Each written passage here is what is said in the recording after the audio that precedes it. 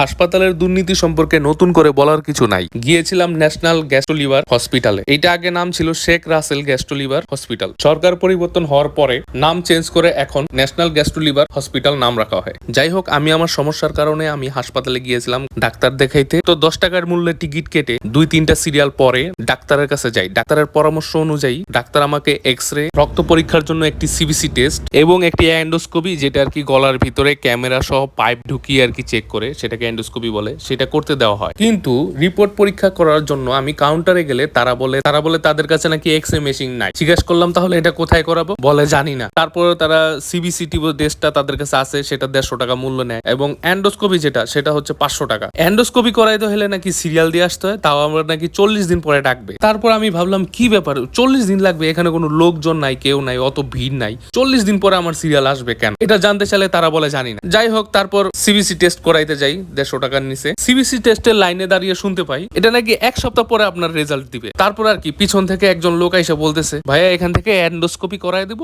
আপনি আমাকে 3000 টাকা দিবেন, কালকে সকালে আপনার ফার্স্ট সিরিয়ালে পাবে। এত পরিমাণ দুর্নীতি দেখে শেষে আমি ওখান থেকে চলে আসি ইবনে সিনা হসপিটালে। ইবনে সিনা হসপিটালে এসে জানতে পারি সিবিসি টেস্ট, এক্স-রে এবং এন্ডোস্কোপি একদিনেই রেজাল্ট দিয়ে দিবে তারা। তারপর আমি জানতে চাই কত টাকা লাগবে। সিবিসি টেস্ট 400 টাকা, এন্ডোস্কোপি মাত্র 1500 টাকা আর এক্স-রে 300 টাকা। তারপর আমি অবাক হয়ে যাই যে সরকারি হাসপাতালের থেকে প্রাইভেটের সার্ভিস তো অনেক ভালো। তারপর আমি সবাইকে বলে দিই যে এই সমস্ত সরকারি হাসপাতাল যতদিন পর্যন্ত দুর্নীতি ঠিক না হয় ততদিন পর্যন্ত কেউ যাবেন না। একটাবার চিন্তা করে দেখেন, আমাদের ট্যাক্সের টাকায় হাসপাতাল হয়েছে, আমাদের ট্যাক্সের টাকায় তাদের বেতন হয়, আমাদের ট্যাক্সের টাকায় তাদের সবকিছু চলে, কিন্তু আমরা সেইটার সেবা আমরা পাই না। গেলে আমরা সেবা পাই না, তাদের কাছে হয়রান হই, তাদের দুর্নীতির শিকার হই। এজন্য বলতেছি সবাই এটা নিয়ে ভিডিওটা শেয়ার করেন, এটা নিয়ে আলোচনা করেন, যাতে দুর্নীতিটা তাড়াতাড়ি বন্ধ হয়।